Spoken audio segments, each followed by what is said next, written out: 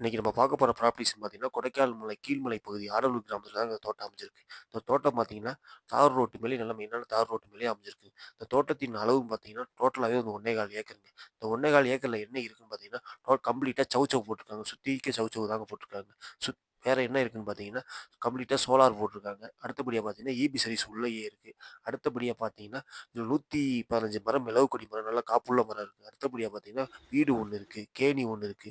இது ரேட்டு எவ்வளோன்னு கேட்குறாங்கன்னு பார்த்தீங்கன்னா, டோட்டலாவே ஒரு ரூ. 60,00,000 கேட்குறாங்க. அது ஃபிக்ஸட் கிடையாதுங்க. நெகோசியபிள் பண்ணி பேசிக்கலாம். நான் ஸ்ட்ரெயிட்டா ஓனர்ட்டயே சிட்டிங் குடுத்து பேசிக்கலாங்க. இது மேலும் தகவலுக்கு ட்ரீம் ப்ராப்பர்ட்டீஸை ஃபாலோ பண்ணுங்க.